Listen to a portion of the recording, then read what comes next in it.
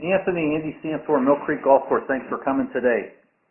I'm going to show you a split screen comparison of two videos we took down the line. And what we're looking here at is our setup. The video on the left, which is going to be an improvement, was taken later on in the session. Video on the right was earlier in the session. Now you could see video right in many of those body prep motor skill drills that I gave you are to teach you how to do what's called a hip hinge.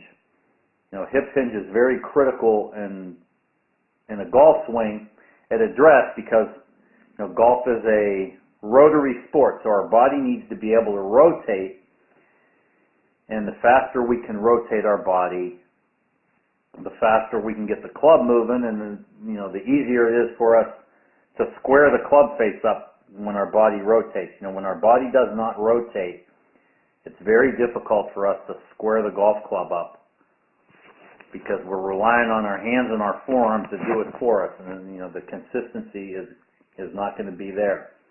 So you can see there the video on the right, our body is sitting too much.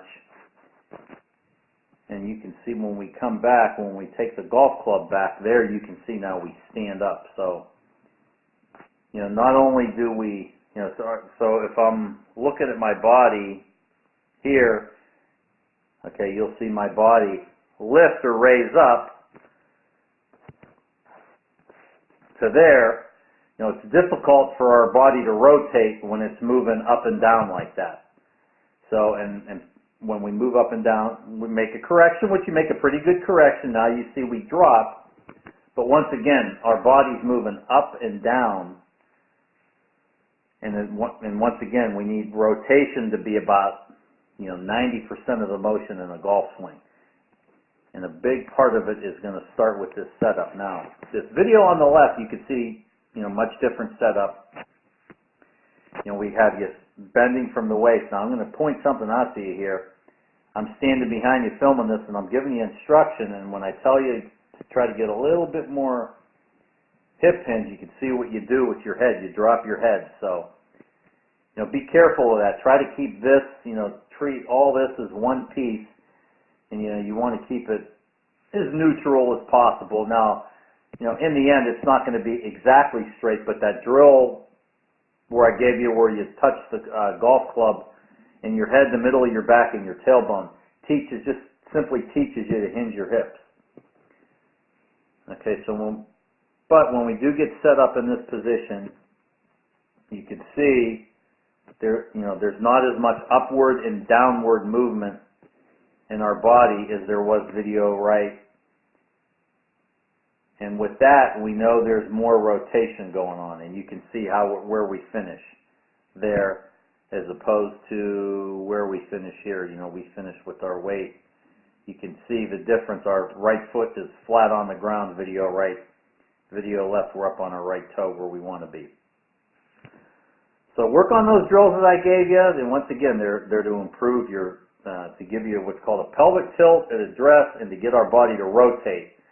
And that's all I want you thinking about when you go out and swing a golf club. Just, work on that body rotating. Thanks for coming. We'll see you soon. Hello, Andy Santor, Director of Instruction, Mill Creek Golf Course, Youngstown, Ohio. Today I'm going to explain the pelvic tilt drill. It's a drill to help you get in a better setup position, get you able to rotate better. Okay, what I see many of our students do is they set up like this. You can see my pelvis is tucked underneath my sternum here. So what I'm going to do is I'm going to get about a fist length away from the back of this chair.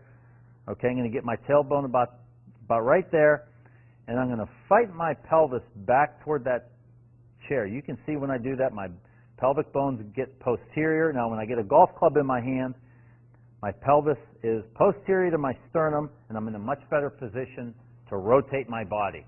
Rotation has to dominate the motion in the golf swing, and if you can do that drill, you can do that at home, I think you'll improve your setup position and in turn improve your golf swing.